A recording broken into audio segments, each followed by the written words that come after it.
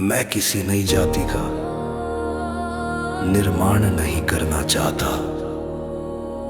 क्योंकि ये प्राणियों में भेद उत्पन्न करना है, हमारे मन में विकार का कारण बनता है। उस परम पुरुष ने सबको समान प्रेम से बनाया है, लेकिन तुम्हारे अंतर मन में जन्मे भेद एक द्वंद्व का चेहरा ले लेता है, और यही द्वंद्व एक तुमसे होकर तुम्हारे परिवार में, परिवार से समाज में, और समाज से गांव में, गांव से प्रांत, प्रांत से देश, और फिर विश्व में द्वंद्व का कारण बनता है। आज विश्व में द्वंद्व क्यों है?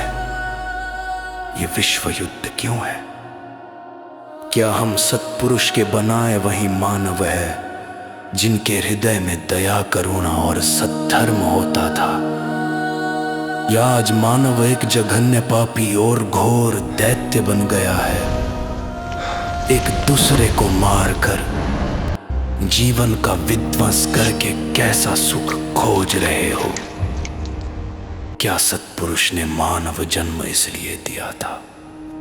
मैं तुम लोगों को कोई जाति नहीं, बल्कि जीवन जीने का अनुशासन देना चाहता हूँ। जैसा तुम्हारा अन्न होगा, वैसा तुम्हारा मन होगा।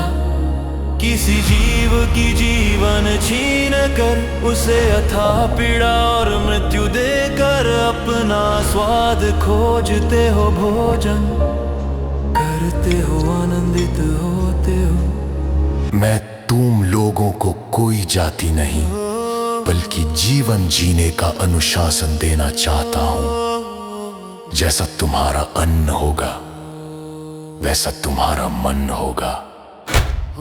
किसी जीव की जीवन छीनकर उसे अथाह पीड़ा और मृत्यु देकर अपना स्वाद खोजते हो, भोजन करते हो, आनंदित होते हो।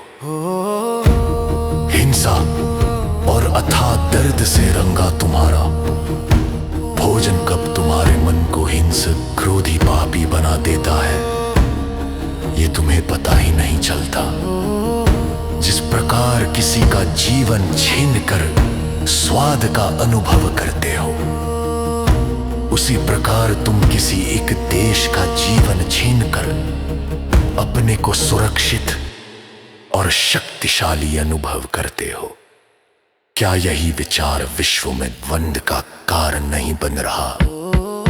अगर तुम्हारे मन में धर्म हो तो विचार कीजिए, जाति और नाम के भेद में मत पड़ो।